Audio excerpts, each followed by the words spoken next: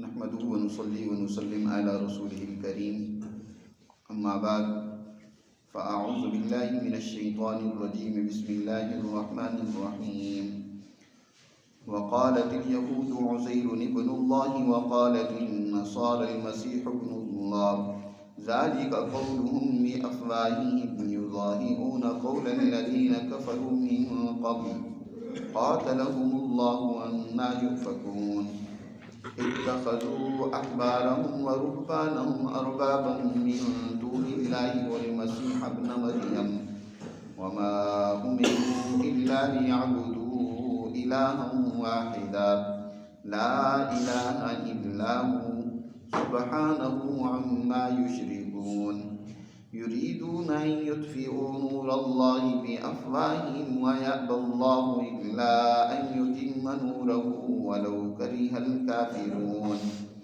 هو الذي أرسل رسوله بالهدى ودين الحق ليظهره على الدين كله ولو كره المشركون يا أيها الذين آمنوا إن كثيرا من الأحبار والرهبان ليأكلون أموال الناس بالباطل ويصدون عن سبيل الله والذين يكنزون الذهب والفضة ولا ينفقونها في سبيل الله فبشرهم بعذاب أليم يوم يحمى عليها في نار جهنم فتكوى بها جباههم وجنوبهم وظهورهم هذا ما كنزتم لأنفسكم فذوقوا ما كنتم تكنزون صدق اللہ العظیم۔ گزشتہ آیات مبارکہ میں اللہ سبحانہ و تعالی نے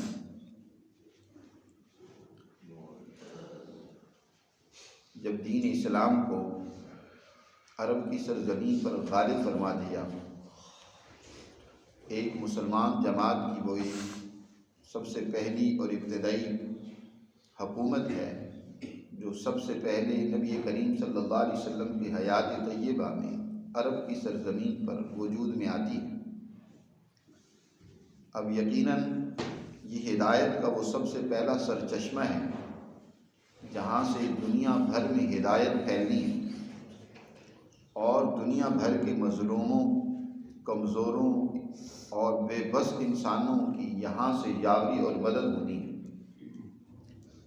جو مرکز ہوتا ہے اس کو ہر طرح کی سازشوں سے، ہر طرح کے باطل اور غلط نظریات سے پاک ہونا ضروری ہے۔ اگر مرکز ہی کمزور ہوگا تو یقیناً باقی دنیا میں وہاں سے ہدایت اس طرح نہیں پھیل سکے گی جیسے پھیلنی چاہیے۔ اس لیے نبی کریم صلی اللہ علیہ وسلم نے جزیرۃ العرب کو ہر قسم کے مخالف نظریات سے پاک کرنے کا اعلان فرمایا۔ مشرکین کے بارے میں جیسے اعلان کیا گیا کہ فَلَا يَقْرَبُوا الْمَسْجِدَ الْحَرَامَ بَعْدَ عَامِهِمْ هَٰذَا، کہ اس سال کے بعد اب کوئی مشرک مسجد حرام میں نہیں آئے گا، اس کا داخلہ منع ہے، اس پر پابندی لگا دی کہ وہ یہاں آ کر اپنے نظریات پھیلائیں، اپنی توہم پرستیاں پیدا کریں اور اپنی سازشیں یہاں وہ کریں، تو اس کی اجازت نہیں۔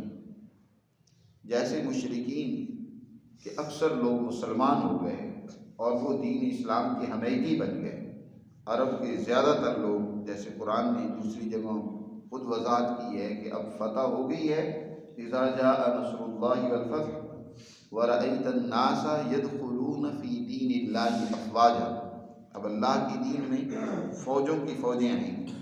چنانچہ مکہ کے فتح ہونے کے بعد فوجوں کی صورت میں لوگ، گروہوں کی جماعتوں کی صورت میں پورے عرب سے لوگ آئے اور انہوں نے دین اسلام کو قبول کیا۔ اب یہاں ایک اور بھی نظریہ حامل کے لوگ آباد تھے، خاص طور پر مدینہ اور اس کے گرد و نواح میں، جن کو اہل کتاب کہا جاتا ہے، اور ان میں زیادہ تر یہودی تھے اور عیسائی وہ عرب کی کچھ سرحدوں پر آباد تھے، یمن میں تھے یا عرب کی بعض سرحدوں پر آباد تھے۔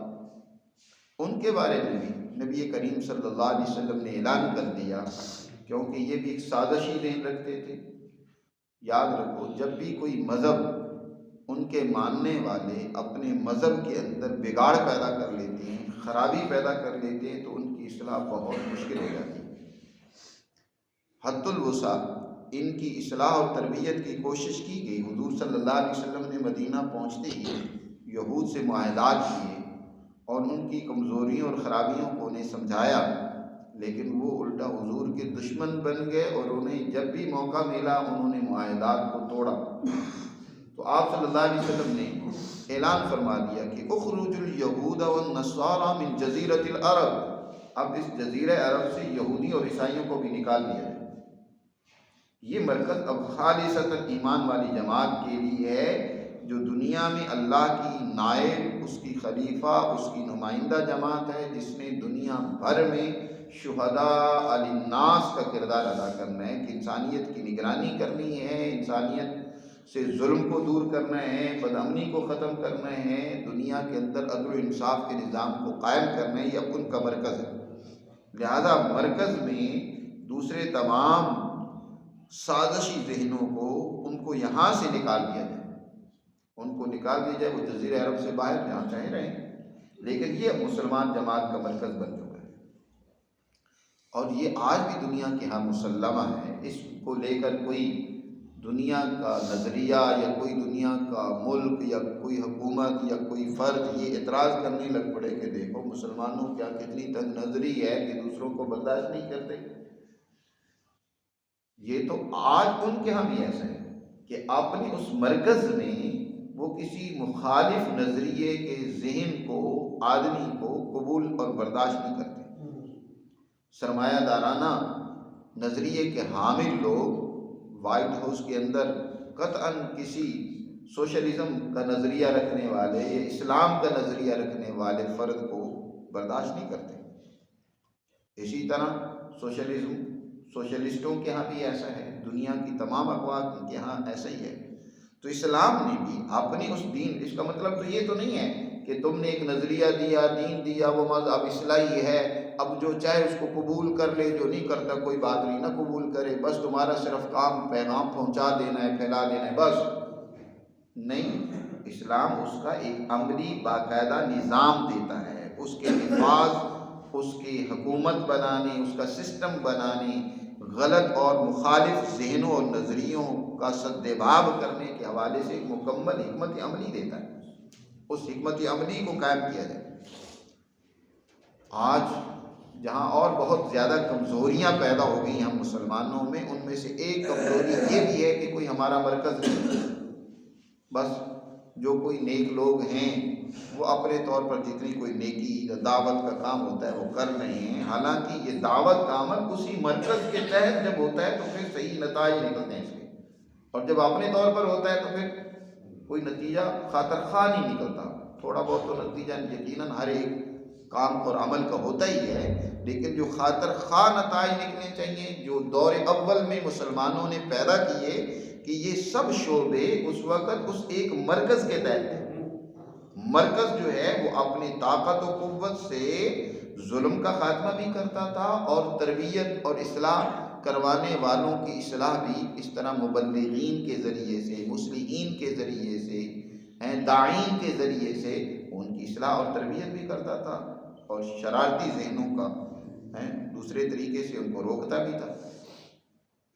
تو بہر صورت قرآن مجید نے جیسے گزشتہ آیات میں یہ فرمایا کہ یا ایھا الذین آمنوا انما المشرکون نجس، اے ایمان والو یہ مشرک ناپاک ذہن رکھنے والے ہیں، ان کے ذہن فرسودہ ہو چکے ہیں۔ یہاں نجاست سے، جیسے میں نے پچھلے درس میں بتایا تھا، اس نجاست سے جسمانی نجاست مراد نہیں ہے، بلکہ ذہنی اور فکری نجاست مراد ہے، کہ یہ ایسی غلط اور فرسودہ ذہنیت ان کی دماغوں میں رچ بس گئی ہے کہ یہ جہاں بھی جائیں گے وہ اپنی نجاست پھیلائیں گے، جہاں بھی رہیں گے وہ اپنی خرابی اور اپنی ذہنیت پھیلائیں گے۔ لہذا ان کے لیے تمہیں حکم یہ دیا جاتا ہے کہ ان کو بتا دو کہ فلا یقربوا المسجد الحرام بعد عامہم ھذا، اس سال کے بعد وہ مسجد حرام کے قریب نہ آئیں۔ جیسے ان کے لیے فرمایا، اسی طرح دوسری جو جماعت جو بگاڑ کا شکار تھی یعنی یہود و نصارہ، ان کے لیے بھی فرمایا. ان کا قرآن نے اگلی آیات میں جو آج کا درس ہے اس میں قرآن نے ان اہل کتاب کا تذکرہ کیا ہے اور ان کی ان خرابیوں کی نشاندہی کی ہے کہ یہ دیکھو ان میں خرابیاں موجود ہیں، لہٰذا اب یہ بھی اس مرکز میں رہنے کے قابل نہیں ہیں. اس مرکز میں ان کو نکال دیا جائے، اور اگر کوئی آج شکنی کرے، بات نہ مانے، تمہارے سامنے سلنڈر نہ کرے. پیچھے بھی یہ بلکہ اہل کتاب کے لیے فرمایا کہ ان قاتل الذین لا یؤمنون باللہ ولا بالیوم الآخر ولا یحرمون ما حرم اللہ ورسولہ ولا یدینون دین الحق، جو اس سچے دین کو قبول نہیں کرتے، اس کے قوانین کو قبول نہیں کرتے اور اس کی حاکمیت کو تسلیم نہیں کرتے، تو پھر ان سے قتال کرو، ان سے جنگ کرو. حتیٰ یؤتوا الجزیۃ عن ید، یا تو قبول کر لیں اور اپنی شکست کو تسلیم کر لیں، ٹیکس ادا کریں. وہم صاغرون، اور صاغرون کے بارے میں جیسے امام شافعی رحمۃ اللہ علیہ کے حوالے سے میں نے بتایا تھا، امام شافعی فرماتے ہیں کہ اس کا معنی یہ ہے کہ وہ تمہاری حکومت کو تسلیم کر لیں، حکمرانی کو مان لیں، سلنڈر کر دیں، ٹھیک ہے. نہیں اگر تسلیم کرتے تمہاری بات کو تو پھر ان کے خلاف کیا کرو، قتال کرو. تو جیسے گزشتہ آیت میں ان کی خرابیوں کی نشاندہی کی ہے، اسی طرح آج کے درس میں بھی کچھ ان کی خرابیوں کی نشاندہی کی ہے. اللہ تعالیٰ ارشاد فرماتے ہیں یہودیوں نے کہا عزیر ابن اللہ، یہ جو حضرت عزیر ہیں یہ اللہ کے بیٹے. حضرت عزیر علیہ السلام کے بارے میں یہودیوں نے یہ باطل نظریہ اور فرسودہ ذہن بنا لیا. اب یہ سارے یہودیوں کا نظریہ تو نہیں تھا. حضرت ابن عباس رضی اللہ تعالیٰ عنہ فرماتے ہیں کہ مدینہ کے یہودیوں کا یہ ذہن تھا، دنیا بھر کے یہودیوں کہ ہاں یہ نہیں تھا کہ حضرت عزیر کو اللہ کا بیٹا مانتے. آج کوئی یہودی کہ ہم تو اللہ کو، حضرت عزیر کو اللہ کا بیٹا نہیں مانتے، تو ان کی بات نہیں ہو رہی. اگر کوئی نہیں مانتا تو اس کی بات نہیں ہے. یہ جو جنہوں نے حضرت عزیر کے بارے میں یہ عقیدہ اور نظریہ گھڑ لیا، آج بھی ایک گروہ فلسطین اور ان علاقوں میں یہودیوں کا ایسا موجود ہے جو اپنے آپ کو عزیری کہتے ہیں، یعنی وہ حضرت عزیر کے بارے میں وہی نظریہ رکھتے ہیں جو مدینہ کے یہودیوں کا تھا. ان میں بھی فرقے ہیں. ایک فرقہ ان میں سے ایسا ہے جس کا قرآن نے یہاں تذکرہ کیا کہ وہ کیا کہتا ہے، حضرت عزیر اللہ کے بیٹے. حضرت عزیر علیہ السلام کون تھے؟ بخت نصر کے دور میں جب یہودیوں پر حملہ ہوا اور بیت المقدس کو تہس و نحس کیا گیا، ان کی تورات کو جلا دیا گیا اور بیت المقدس کو توڑ پھوڑ دیا گیا، تو اس کے بعد ان کے پاس تورات نہیں تھی. تورات ظاہر ہے وہ جل گئی، ختم ہو گئی. کوئی تعلیم ان کے پاس نہیں تھی، حافظ اتنے تھے نہیں ہے کہ کوئی، یہ تو مسلمان جماعت کی خصوصیت ہے کہ وہ اپنی کتاب کے حافظ سینکڑوں ہزاروں لاکھوں کی تعداد میں ملیں گے، اور آگ کی صورت میں نہ بھی رہے تب بھی سینوں میں وہ محفوظ ہے. اللہ نے اس کی حفاظت کا ذمہ لے رکھا ہے اس طریقے سے. لیکن ان کیا جب وہ تورات ختم ہو گئی تو اب پریشانی لاحق ہوئی. چنانچہ ان کے بہت بڑے عالم حضرت عزیر ایک عالم تھے، انہوں نے اثر نو تورات کو مرتب کیا. یادداشت سے کچھ انہیں تورات یاد تھی، کچھ اوراق پاس ہوں گے، باہر کے انہوں نے دوبارہ سے ان کے لیے تورات کو لکھا. اس وقت سے ان کی تقدس کا اور ان کی بزرگی کا ان کے دلوں میں احترام چلا آ رہا. بلکہ حضرت عزیر کے بارے میں وہ کہتے تھے کہ یہ موسیٰ ثانوی ہیں، یعنی ایک تو موسیٰ علیہ السلام تھے جن پر تورات ہے، یہ دوسرے موسیٰ ہیں ان کے برابر کے ہیں کہ انہوں نے اثر نو اللہ کی ان تعلیمات کو پھیلانے میں کردار ادا کیا. اور اگر اس وقت حالات خوشگوار ہوتے، ناموافق نہ ہوتے، تو ان سے بھی ویسی کرامتیں وہ کہتے ہیں ظاہر ہوتی جیسے موسیٰ علیہ السلام سے ہوئی ہیں. معجزات جیسے ان کے ہاتھوں ہوئے اسی طرح ان کے ہاتھوں بھی معجزات ہوتے ہیں. تو اس وقت کے یہودیوں کا نظریہ اور ذہن تو ان کے بارے میں بزرگی، تقدس اور احترام کا تھا، لیکن رفتہ رفتہ پھر ان کے بارے میں ذہن یہ بن گیا کہ وہ تو خدا کے بیٹے تھے. تبھی تو انہوں نے نئے سرے سے ایک شریعت مرتب کر دی، احکامات لکھ دیے. تو حضرت عزیر علیہ السلام کے بارے میں انہوں نے یہ نظریہ بنا لیا کہ وہ اللہ کے بیٹے. اور یہ صرف یہودیوں کا ہی نہیں ہے، قرآن آگے عیسائیوں کا ذکر کرتا ہے، فرمایا وقالت النصارى المسیح ابن اللہ، اور نصارہ اور عیسائی جو ہیں وہ کیا کہتے ہیں حضرت عیسیٰ علیہ السلام کے بارے میں کہ وہ اللہ کے بیٹے، انہوں نے حضرت عیسیٰ علیہ السلام کو خدا کا بیٹا بنا لیا۔ فرمایا ذالک قولہم بافواہہم، یہ عقل کی بات نہیں ہے، ماں منہ میں جو آیا بک دیا، قولہم بافواہہم، یہ اپنے منہ کے ایسے ہی قول ہیں ان کے، بافواہہم کہ جو بھی آتا ہے بس ایسے کہہ دیتے ہیں، کوئی عقل و شعور، کوئی سند اور دلیل ہو، نقلی دلیل ہو، عقلی دلیل ہو، اس کی بنیاد پر کوئی بات کہیں نہیں، بے سوچے سمجھے کیا کر رہے ہیں، یہ باتیں بنا رہے ہیں۔ یظاہرون قول الذین کفروا من قبل، ان کی باتیں ان لوگوں سے ہی ملتی جلتی ہے جو ان سے پہلے گزر چکے ہیں۔ پہلے بھی اس طرح دنیا میں جو گمراہ قومیں گزری ہیں جنہوں نے شرک کیا اور اس طرح کے غلط راستے اختیار کیے، ان کی باتیں بھی انہی کی طرح کی۔ یظاہرون قول الذین کفروا من قبل، اللہ کہتا ہے قاتلهم اللہ انا یؤفکون، اللہ انہیں ہلاک کرے، یہ کدھر جا رہے ہیں؟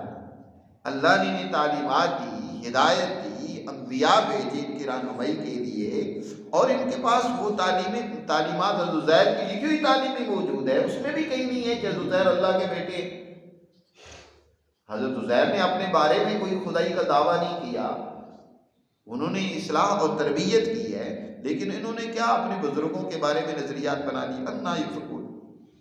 بلکہ قرآن نے کہا صرف اتنا ہی نہیں کہ حضرت عزیر علیہ السلام کے بارے میں انہوں نے یہ نظریہ بنا لیا، یا حضرت مسیح علیہ السلام کے بارے میں عیسائیوں نے یہ نظریہ اختیار کر لیا، بلکہ انہوں نے تو اپنے مقدس علماء، رہنماؤں، بزرگوں، پیشواؤں کے بارے میں کیا ذہن بنا لیا۔ اس کا قرآن نے اگلی آیت میں ذکر کیا کہ اتخذوا احبارهم ورهبانهم اربابا من دون اللہ، کہ انہوں نے اپنے علماء کو، اپنے مشائخ کو رب بنا لیا اللہ کو چھوڑ کر، اربابا من دون اللہ۔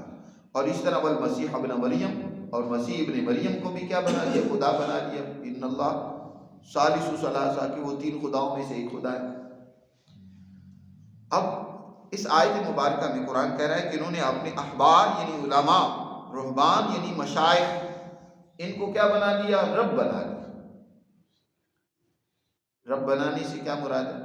خود نبی کریم صلی اللہ علیہ وسلم نے اس کی وضاحت کی ہے۔ حالانکہ یہودیوں میں سے، عیسائیوں میں سے کوئی بھی ایسا نہیں ملتا جو کہتا ہو کہ ہمارے مولوی صاحب یا مولانا صاحب جو ہیں وہ رب السماوات والارض ہیں، آسمان و زمین کے رب اور پروردگار ہیں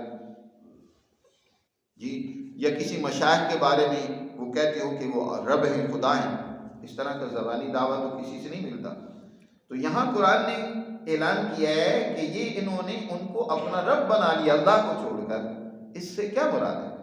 خود حضرت عدی ابن حاتم جو عیسائی مذہب رکھتے تھے، جب وہ مسلمان ہو گئے تو انہوں نے نبی کریم صلی اللہ علیہ وسلم سے یہ آیت مبارکہ سورہ توبہ کی سن کر سوال کیا کہ اے اللہ کے رسول، ہم اپنے علماء و مشائخ کو خدا تو نہیں مانتے، ہم رب تو نہیں مانتے، رب بنانے کا کیا مطلب ہے؟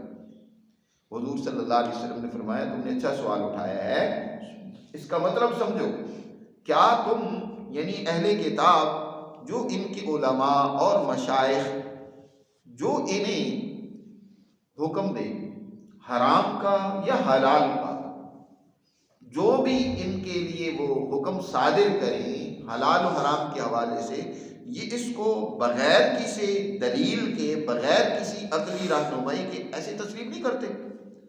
یعنی دنیا میں قانون کا اختیار، یہاں تک کہ نجات اور سزا کا اختیار، کیا انہوں نے اپنے علماء اور اپنے مشائخ کو نہیں سونپ رکھا؟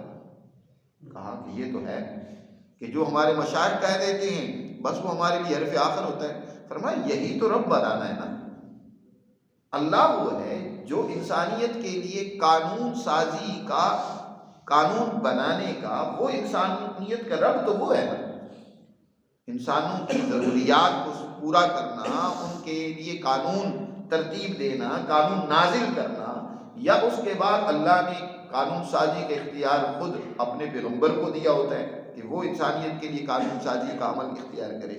تو کیا یہ ہے کوئی عالم اٹھ کر وہ خود سے قانون بنانے لگ پڑے، اپنی طرف سے گھڑنے لگ پڑے؟ یا اسی طرح جو ان کے علماء کے ہاں اور پادریوں کے ہاں جو تھا کہ انہوں نے باقاعدہ سرٹیفکیٹ تقسیم کرنے شروع کر دیے تھے کہ جس کو یہ جنتی کہہ دیتے بس وہی ان کے لیے جنتی ہوتا۔ لوگ اپنے پادریوں کے پاس جاتے تھے۔ یہ ذرا چلے جائیں یورپ کا جو ازمنہ وسطیٰ ہے اس تاریخ کو ذرا کھنگال کر دیکھیں، اٹھا کر دیکھیں کہ اس دور کے اندر کس طرح کی گمراہیاں وہ ان لوگوں کے اندر پیدا ہو گئی تھی۔ ایک آدمی اس کے لیے لازمی اور ضروری تھا کہ وہ اپنے پوپ کے پاس جا کر اپنے جرائم کے اعتراف کرے اور اس کا پوپ جو ہے اس کو کچھ نذرانہ بھی پیش کرے اور اس کا پوپ اس کو کیا کرے، اس گناہ سے پاک کر دے، اس کا کفارہ دے دے۔ گویا کہ وہ جو پیسے اس نے نذرانہ دی ہے وہ کفارہ ہو گیا، وہ اس کو کیا کر دیا، اس نے پاک کر دیا، اس کے لیے اس نے اب فیصلہ کر دیا کہ تم جنتی ہو۔ گویا کہ جنت اور جہنم کا دروغہ ان مشائخ کے اختیار میں تھا۔ وہ جس کے لیے چاہتے جنتی ہونے کا فیصلہ کرتے، جس کے لیے چاہتے جہنمی ہونے کا فیصلہ کرتے۔ اور یہ آگے بھی آیات میں آ رہا ہے کہ انہوں نے لوگوں کو بخشوانے کے لیے، بخشش کروانے کے لیے عجیب عجیب طریقے نکال دیے تھے۔ لوگوں کے مسائل حل کرنے کے لیے عجیب عجیب انہوں نے فیسیں مقرر کر رکھی تھی کہ بھئی یہ اتنی فیس فلاں کام کی ہے، یہ جس نے دی اس کا کام ہو جائے گا۔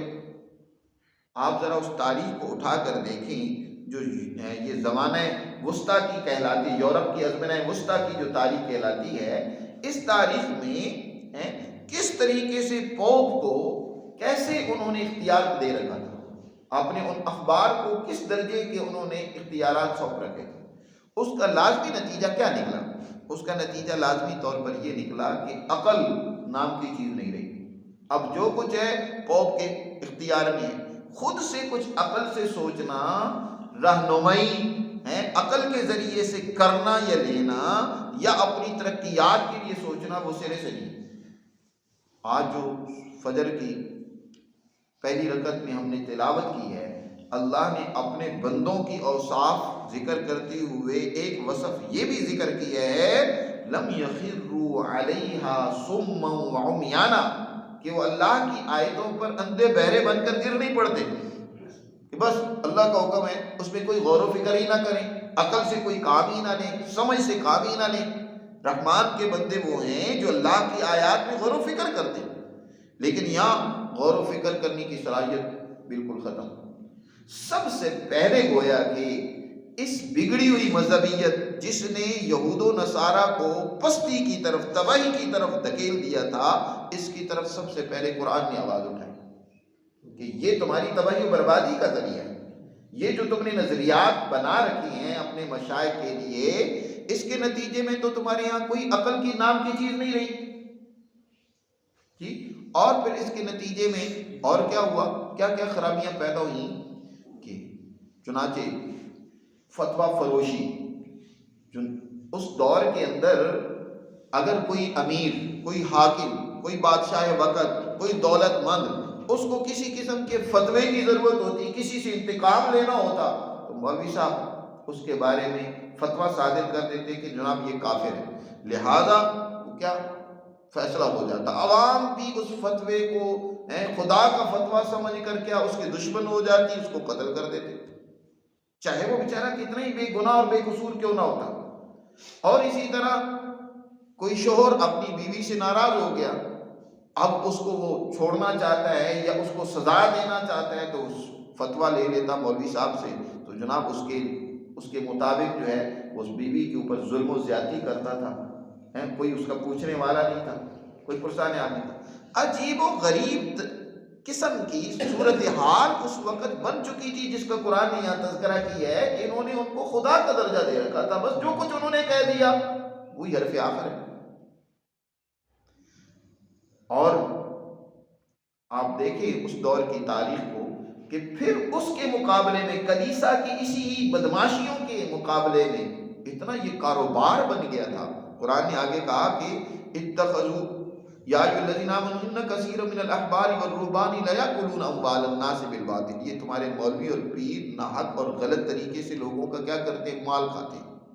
ایمان والوں کو مخاطب کیا کہ یہی احبار و رہبان جن کو انہوں نے مولویوں کا درجہ دے رکھا تھا، یہ کوئی حق پھیلانے کے لیے سارے کام نہیں کرتے تھے، بلکہ مال بنانے کے لیے، دولت جمع کرنے کے لیے۔ یہ اتنا بڑا کاروبار بن گیا تھا کہ بڑے بڑے تاجر جو ہیں وہ پادریوں سے ٹھیکے لیتے تھے، ان سے ٹھیکیداری کرتے تھے۔ انہوں نے جتنے کام کروانے ہوتے تھے ان کام کروانے کے لیے لوگوں نے، عوام نے جو بھی کام کروانا ہوتا تھا، ہر کام کا ایک الگ نذرانہ مقرر تھا۔ اچھا فلاں کام کروانا ہے تو اس کے لیے یہ نذرانہ دو، یہ کام۔ اس کا نتیجہ یہ نکلا کہ ہر آئے دن نئے نئے خرافات، نئی نئی رسومات پیدا کی جاتی تھیں، تاکہ لوگ جو ہے نا بخشوانے کے لیے، ختم درود کے لیے، اور ایک اور بھی خرابی ان میں پیدا ہو گئی تھی۔ وہ کہتے تھے یہ جو اللہ کی تعلیمات ہیں یہ عام لوگوں کے لیے نہیں ہیں، عام لوگ ان کو نہ پڑھیں، بلکہ یہ تو صرف کیا ہے، علماء کا ہی کام ہے کہ وہی قرآن مقدس یعنی کتاب مقدس کو، وہی اس کا علم ان کے پاس ہوتا ہے۔ عام لوگوں نے اس سے برکت لینی ہے تو اس کا طریقہ یہ ہے کہ ان علماء کو بلوائیں، ان سے تلاوت سنیں۔ اپنے گھر میں برکت لینی ہے تو ان کو بلائیں، گھروں کے اندر ان سے کیا ہے، کتاب کی تلاوت کروائیں، تو لہذا گھروں میں برکت ہوگی، اس کے بدلے میں تم ان کو معاوضے دو، ان کے پیسے دو۔ حضرت الامام شاہ ولی اللہ رحمۃ اللہ علیہ نے فرمایا، اگر تم نے یہود و نصارہ کے علماء کی حالت کو جاننا ہے نا تو تم اپنے دور کے علماء سوء کی حالت کو دیکھ لو، اور تم نے ان کے مشائخ کی حالت کو جاننا ہے نا تو اپنے دور کے یہ پیروں کا حال دیکھ لو۔ آج ذرا نظر دوڑاؤ کس قدر جاہل عوام کے لیے مال بٹورنے کا یہ پیشہ اور کاروبار چل پڑا ہے، کیسے عوام کو تمام پرستی میں مبتلا کر کے کس طریقے سے ان کو بے وقوف اور جاہل بنا کر پیر صاحب سارا سال لندن میں رہیں گے، یورپ میں عیاشیاں کریں گے، سال کے بعد یہاں آئیں گے، عوام عقیدت سے کسی کا ہاتھ چوم رہی ہے، کسی کے پاؤں میں پڑ رہی ہے، وہ دھمال کے اوپر وہ پیر صاحب کو جو ہے وہ جھوم رہے ہیں، اور عوام نذرانے دے رہے ہیں، یہاں سے پیسے بٹورتے ہیں، جمع کرتے ہیں، اور عیاشیاں کرنے کے لیے یورپ میں چلے جاتے ہیں، وہاں عیاشیاں کرتے ہیں۔ شریعت کا کوئی پتہ نہیں، دین کا کوئی علم نہیں، اللہ کی تعلیم سے کوئی واقفیت نہیں، اللہ سے کوئی سچا تعلق نہیں ہے۔ ایک خاندانی نسلی ایک ان کے سلسلے چل پڑے ہیں کہ جناب باپ پیر تھا تو لہذا بیٹا پیدا ہوتے ہی پیر ہے، کوئی تعلیم و تربیت ہے یا نہیں، عقل و شعور ہے یا نہیں ہے، لیکن بیٹا ہے پیر ہے۔ یہ پیری یا مشائخیت، یہ بزرگی، یہ گویا کہ ایسی نسلی اور خاندانی سلسلہ چلے جا رہے ہیں، اور کمائی کے ایک کیا ہے بہترین ذریعے اور طریقے۔ اور اسی طرح اپنے حکمرانوں کو جب ضرورت پڑتی ہے انہی مولویوں سے فتوے بھی مل جاتے ہیں۔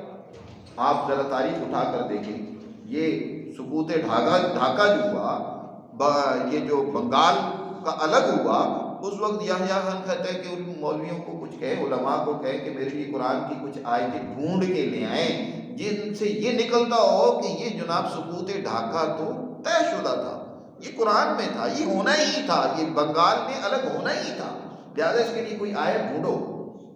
اس طرح کی آیات احادیث وہ ڈھونڈ ڈھونڈ کر نکالی جاتی تھیں ان مفاد پرستوں، ان ظالموں کی خواہشات کو پورا کرنے کے لیے۔ اور آج بھی آپ دیکھیں گے جب کبھی ضرورت پڑتی ہے آپ کے حکمرانوں کو تو اس طرح کے فتوے، اس طرح کی آیات ہیں۔ قاضی صاحب کہتے ہیں، آج آپ کے چیف جسٹس صاحب کہتے ہیں کہ جناب اسلام کے اندر، شریعت کے اندر جو ہے نا کسی کے لیے ابدی سزا ہو ہی نہیں سکتی، ہمیشہ کے لیے اس کو سزا نہیں دی جا سکتی۔ بھائی اس کی حقیقت کیا ہے؟ آپ پیچھے سارا پس منظر چھوڑ کر ایک آدمی کو اہل کرنے کے لیے یا اس کو حکمران بنانے کے لیے اب کیا دین اور شریعت کو اس کی کوئی آیت، کوئی حکم نکال کر جو ہے نا وہ اپنے مقصد کو پورا کرنے کے لیے فٹ کرنے کی کوشش کریں گے کہ دیکھو جی شریعت میں یہ، تو جب ضرورت ہوتی ہے شریعت کی تو اس کو استعمال کرتے ہیں، آیت نکال لیتے ہیں، کوئی حکم شریعت کا ڈھونڈ کر جو ہے اپنے مفادات کو حاصل کرنے کے لیے پیش کر دیتے ہیں۔ یہی حال ان کا تھا۔ قرآن نے کہا کہ اگر تم نے یعنی حضرت امام شاہ ولی اللہ رحمۃ اللہ علیہ فرماتے ہیں کہ اس دور کے ان یہودیوں کی حالت کو دیکھنا ہے نا تو ذرا اپنے مشائخ اور علماء کی حالت کو دیکھ لو، تو یہ ساری حقیقت سامنے آ جائے گی۔ اور یہی وجہ ہے کہ پھر اس کنیسہ کے خلاف سب سے پہلے جس نے آواز اٹھائی وہ لوتھر تھا.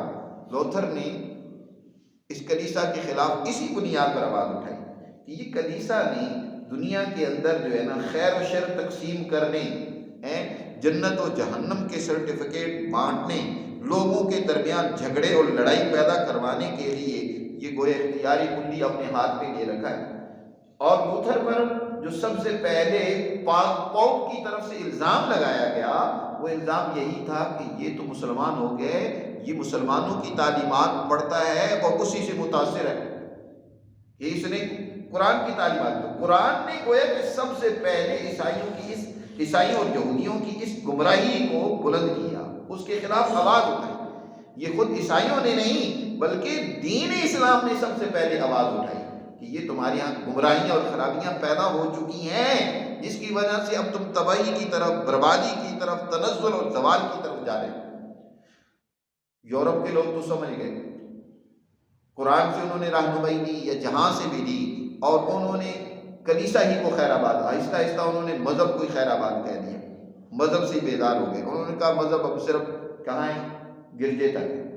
لیکن مسلمانوں نے ان کی روش اختیار کر لی. اب یہ حال یہ ہے کہ وہی خرابیاں اور کمزوریاں ہم میں پیدا ہو گئی ہیں. خود نبی پاک صلی اللہ علیہ وسلم نے بھی فرمایا تم بھی یہود و نصارہ کے نقش قدم پر چلو گے. لَتَتَّبِعُنَّ الْيَهُودَ وَالنَّصَارَى حَذْوَ النَّعْلِ بِالنَّعْلِ، جیسے ایک جوتا دوسرے جوتے کے برابر ہوتا ہے، تمہارا بھی یہی حال ہوگا، تم ان کے نقش قدم پر چلو گے. دین اسلام نے جتنی شرک کی نفی کی ہے، یہاں تک کہ نبی کریم صلی اللہ علیہ وسلم نے ہر ایسے عمل سے امت کو روکا. اپنی ذات کے ساتھ بھی اگر کسی نے حضور کے سامنے کسی پیغمبر کی شان اس طرح بیان کی ہے کہ جس سے یہ لگتا تھا کہ حضور صلی اللہ علیہ وسلم کی شان سب سے بلند ہے اور باقی پیغمبروں کی شان کوئی نہیں ہے، تو آپ صلی اللہ علیہ وسلم نے روک دیا، فرمایا ایسا نہ کرو، مجھے ایسے بڑھا چڑھا کر پیش نہ کرو جیسے یہود و نصارہ نے اپنے پیغمبروں کو بڑھا چڑھا کر پیش کیا، یہاں تک کہ خدا بنا دیا. ایسے مجھے بڑھا چڑھا کر پیش نہ کرو. حضرت یونس بن متہ، ان سے کی غلطی کو اگر کسی نے اس انداز سے بیان فرمایا تو قرآن حضور نے فرمایا کہ یونس بن متہ کی قوم تو وہ تھی جس کی مغفرت اللہ نے دنیا میں کر دی تھی، ان کی غلطی کے باوجود اللہ تعالیٰ نے انہیں معاف کر دیا، انہیں ہدایت کی توفیق نصیب فرمائی. اور لا تطرونی کما اطرت النصارى عیسی ابن مریم، تم مجھے ایسے بڑھا چڑھا کر پیش نہ کرو جیسے کہ عیسیٰ ابن مریم کو لوگوں نے بڑھا چڑھا کر پیش کیا. اور فرمایا میری قبروں کو یوں سجدہ نہ کرنا، میری قبر کو میرے سامنے یوں جھکو نہیں. اس طرح آپ صلی اللہ علیہ وسلم نے ہر طرح کے شرک اور گمراہی کا سدباب کیا، امت کی رہنمائی کی. لیکن آج اتنی امت اس گمراہی میں مبتلا ہوتی چلی جا رہی ہے. تو اللہ تعالیٰ نے یہاں فرمایا کہ یہ یہودی، یہ عیسائی اب اس مرکز میں رہنے کے قابل نہیں ہیں، کیونکہ انہوں نے اپنی عقل کھو دی ہے، اور انہوں نے کیا اپنے مولویوں اور مشائخ کو کیا بنا لیا، خدا بنا لیا اللہ کو چھوڑ کر. والمسیح ابن مریم، اور اس طرح مسیح ابن مریم کو، حالانکہ انہیں حکم کیا ملا تھا، وما امروا الا لیعبدوا الہا واحدا، کہ صرف ایک ہی خدا کی بندگی اور اطاعت کریں، اسی کے سامنے جھکے، اسی کے احکامات کی تعمیل کریں. لا الہ الا ہو، یاد رکھو اللہ کے سوا کوئی معبود نہیں ہے. سبحانہ عما یشرکون، جس شرک اور گمراہی میں یہ مبتلا ہو گئے ہیں اللہ اس سے پاک ہے. اللہ تعالیٰ نے تمہارے لیے ہدایت کا یہ پیغام نازل کیا ہے. یہ اب چاہتے ہی ہیں، ان کا حال یہ ہو گیا. اب ظاہر ہے وہ مشائخ، وہ علماء ان کے جن کے نذرانے، جن کی دولت، کاروبار اس سے وابستہ ہو چکا ہے، وہ کبھی بھی اپنی مخالفت کو، اپنی اس گمراہی کو سننے کے لیے تیار نہیں ہے. وہ عوام کو بھڑکائیں گے تمہارے خلاف، وہ چاہیں گے کہ اسلام نہ پھیلے، دین اسلام کی تعلیمات غالب نہ آئیں، اس کا نظام نہ بنے. لیکن یاد رکھو اب وہ کامیاب نہیں ہوں گے. یریدون ان یطفئوا نور اللہ بافواہہم، یہ اپنے منہ سے، اپنے بکواسوں سے اللہ کا نور بجھانا چاہتے ہیں. لیکن ویأبی اللہ الا ان یتم نورہ، اب اللہ اس نور کو پورا کر کے ہی چھوڑے گا، یہ دنیا میں نور پھیل کر رہے گا. حضور صلی اللہ علیہ وسلم نے ارشاد فرمایا ستفتح مشارق و مغارب، عن قریب مشرق بھی اور مغرب کی بھی فتوحات تمہیں حاصل ہوں گی. لیکن یاد رکھو تقوی اور امانت داری کو نہ چھوڑنا، عدل و انصاف کو اور اپنی ذمہ داریوں کو پورا کرتے رہنا، پھر تم کامیاب ہوگے. آپ نے فرمایا زوالی الارض، میرے لیے زمین کو سمیٹا گیا، میرے سامنے پیش کیا گیا، مشرق کو بھی اور مغرب کو بھی۔ دنیا میں جہاں تک زمین مجھے دکھائے گی میری حکمرانی قائم ہوگی، لیکن وہاں عدل و انصاف کا نظام قائم کرنا۔ تو فرمایا اب اللہ کا یہ نور دنیا میں پھیل کر رہے گا، غالب آئے گا، اور یہ جتنا چاہے وَيَأْبَى اللَّهُ إِلَّا يُتِمَّ نُورَهُ وَلَوْ كَرِهَ الْكَافِرُونَ، کافر ظالم لوگ ہیں کی تعلیمات کا انکار کرنے والے لوگ کتنا ہی ناپسند کرتے رہے، لیکن اب ان کی کوششیں کامیاب ہونے والی نہیں ہیں۔